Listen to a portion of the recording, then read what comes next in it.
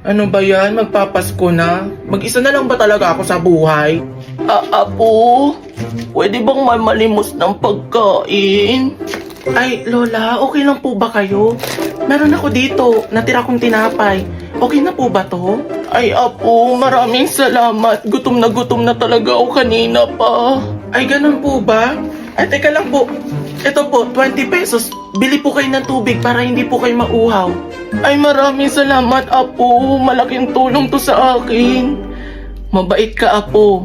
Dahil sa kabaitan mo, dyan ka lang. Tara! Ay, taray! Fairy godmother, may pa-change outfit? Dahil mabait ka, bibigyan kita ng 3 wish at tutuparin ko. Oh my God!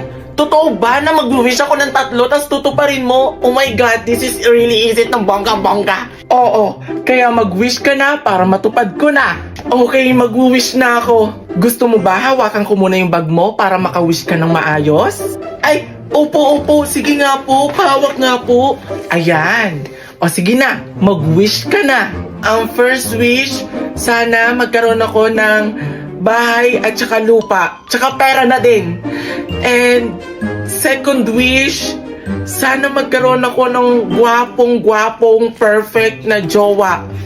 And sige lang, mag-wish ka lang. Sana naman makita ko na yung best friends ko na si Chloe and si Kate. Yun lang. Ayan, tapos ka na mag-wish. Antayin mo lang mga 2 minutes. Magkakatotoo na yan. Ah, ito pala yung bag mo.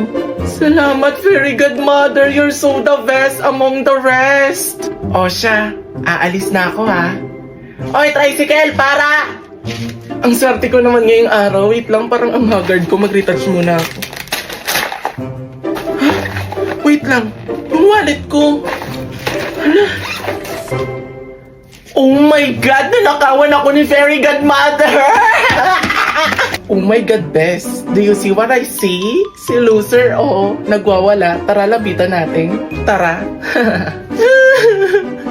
Hi, loser. Bakit ka umiiyak? Huwag mo nga ako tawagin loser. Lucifer. Ako ba yung sinasabihan mong Lucifer? Sino pa ba? Hindi kasi ganito yun. Nanakawan kasi ako. May matanda kasi dito kanina na nagpanggap ng Fairy Godmother. Tapos pagtingin ko sa bag ko, nawala na yung wallet ko. Yan ang mga napapala ng mga loser. Deserve. Hoy, te. Mas mukha ka pang loser sa akin. Tignan mo yung sarili mo. Tsaka, bakit ka ba kamot ng kamot? May kuto ka ba? Oo, kuto niya yan. Tsaka pinaparami niya yan kasi investment niya yan. Tsaka itong sasabihin ko sa'yo. Never kang makakapasok sa grupo naming magkakaibigan at hindi namin pinangarap na maging kaibigan ka. Nakakatawa ka, no? Hindi ko hiniling na makapasok sa grupo mo. At saka, yan ba tinatawag mong grupo? 2 lang kayo? Che, makalis na nga dito. Sobrang malas ko naman yung araw. Makauwi na nga. Malas ko naman. Miss, okay ka lang ba?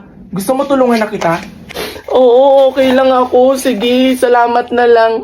Binibin, ikaw ang nagpiling. Hahanapin bawat sandali. Ang iyong ngiti nagbibigay liwanag para di maligaw. Dahil ikaw lang. Maraming salamat ha. Gusto mo? Habol tayo sa Pasko? Sorry. May boyfriend ako eh. Chloe, Kate, dito tayo. Mukhang mayaman dito. Ano, start na tayo? Sige, let's go, girls. Okay. 1, 2, 3, go. Ang bahay ng aming bahay. Tawad! Teka lang naman, magsisimula pa lang kami. Di man lang kami pinatapos. Tawad agad. Grabe kanina, kaka-start pa lang natin. Tawad agad. Doon na nga lang tayo. Ayun o, may magandang bahay. Tara. Okay, start. 1, 2, 3, go. Jingle bell, jingle on the way. Almost got a natural electric body. Jingle bell, ang iingay nyo, tawad! Jingle bell, ay, tawad ka din! Ganun kasi, 5 piso, hindi magbigay. Kuripat! Lagi na lang tayong tawad. Pasensya na, girls. Hindi ko lang talaga kinaya kanina. Ay, okay lang yun, Rowena. Ayun o, may maganda pang bahay. Sa tingin ko, doon bibigyan na tayo. Tara. Girls, ito na yon. Sobrang ganda ng bahay na to. Mukhang magbibigay ito ng pera. Feel na feel ko. Start na tayo. 1, 2, 3, go! Kaya ngayong Pasko, Sobrang ingay, alis! maingay ka na! Ganda-ganda ng bahay nyo, wala kang pera! Ano ko din? Bili-bili na po kayo, sobrang mura lang mga suki. Bes, di ba akong astig sa grupo natin? Tignan mo ang gagawin ko. Sobrang bango, sobrang ganda. Excuse me, miss? Miss, ano po sa inyo? Magkano to? 150 po, ma'am. Sobrang ganda niyan. Galing pang Japan. Ay, miss, pasensya na naputol. Naputol o pinutol mo? Pinagbibintangan mo ba ako? Hindi kita pinagbibintangan, miss. Nakita ko pinutol mo. Hindi ko nga pinutol. Itong tatandaan mo, miss, Edukado akong tao. Nakapag-aral ako at may utak ako. Tendera ka lang. Customer is always right. Uy, mukhang mura mga damit dun, oh. Ano kaya? Bilan ko kaya ang inay? Mga madam, sir, sale po tayo ngayon. Mukhang maganda to. Hi, miss, magkano sa... 4,000... Magkano sa jacket nyo, miss? 4,500. For sure, hindi mo yun afford. Ay, miss, napunit. Pasensya na, sorry. Nananadya ka ba? Nakita ko pinunit mo eh. Ba't ko naman gagawin yun? Ipinalaki akong mabuti ng magulang ko. O anong kaguluhan na nangyayari dito? Kayo po ba yung manager?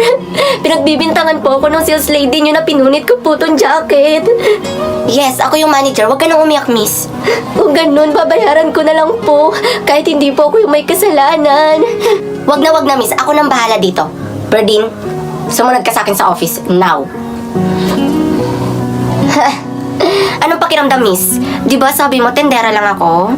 Lesson learned, miss. Hindi lahat ng customer is always right. Bitch! Totoo ba? Jonas? Ang alin? Na may ibang nang mahal? Fake news yan. Aminin mo! Aminin mo! Aminin mo! Ayoko marinig. Bitawan mo ako. Bitawan mo, ma! Hindi naman po kita hawak, mama. Saka hindi ako si Jolan. Ako si Lando. naman para Look, ano naman kayong ginagawa Dati nito lang ni ako. mama pang trick? Lando, sumagot ka na. Ano ba yan? Ba't kaya be rich? Kanina ko pa siya tinatawagan, hindi sumasagot. May date pa kami. Nasaan na ba kayo? Oh, nanggigigil na ako. Bili-bili na kayo ng isda, hipon, tahong. Lahat yan fresh at bagong huli. Bagong pitas ang mga gulay ko. Lahat ng mga nasa bahay kubo, makikita nyo dito. Kaya magsibili na kayo. Kailangan sumigaw pag nagtitinda. Laos naman.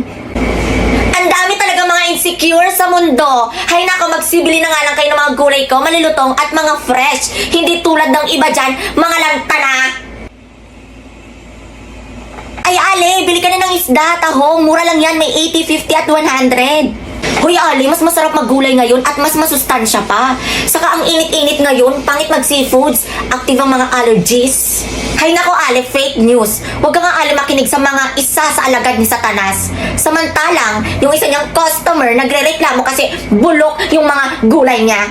Hay nako, Ale, mas mauuna pang mabulok yung bagang niyan kaysa sa mga paninda ko.